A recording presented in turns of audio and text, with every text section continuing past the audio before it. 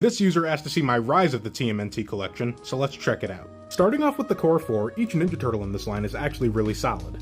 I've already reviewed this toy line, but to recap, Raph is my favorite because he is the most accurate. Donatello comes in second because he's my favorite turtle from the cartoon. Mikey was third because he felt the most like a classic Ninja Turtle. And Leo came in last because he was the most off-model. But seriously, the blue flame effect on his Adachi sword was so cool. Did you know that one of Mikey's Kusari Fundos is actually sculpted like a boxing glove? That's classic Ninja Turtles.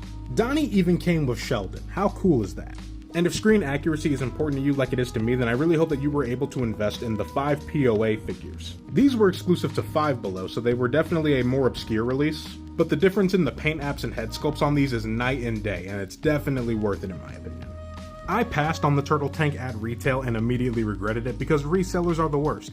Thankfully, I got super lucky and got this at a garage sale for $5. Now, when it comes to not liking designs, I totally get it when it came to the Splinter, but to be fair, it is the most on-model figure in the entire first series. But the biggest cowabunga about this Splinter was that they didn't release the Turtle Tots that they already had prototypes for. The sculpt work on this Baron Draxum figure is incredibly underrated. It came with 2 removable Uskitos and Huggin and Muggin sculpted onto the shoulders, along with 2 loose versions. But my favorite Series 1 figure is without question April O'Neil, who came with that awesome green bat with the same flame effect and mayhem. Did you know that Playmates even went the extra mile of giving us chase figures in this first wave? We got 2 different versions of Meat Sweats. We got a light pink version with the little mutant arm, and we got a dark pink version with the evil mutant tendril.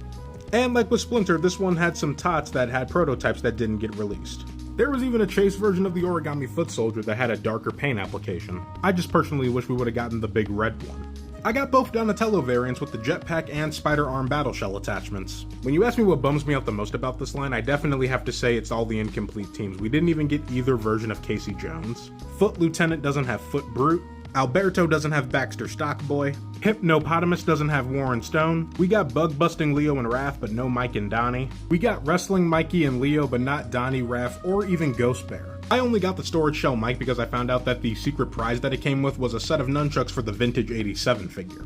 Now let's talk about some of the rarest pieces in my collection. The sweetest prize of all was a set of the San Diego Comic-Con Playmates Turtles with the extra paint deco, factory sealed. I didn't get the San Diego Comic-Con exclusive shredder, but the main released one is just as rare. But the rarest figure of all is definitely my Bullhop.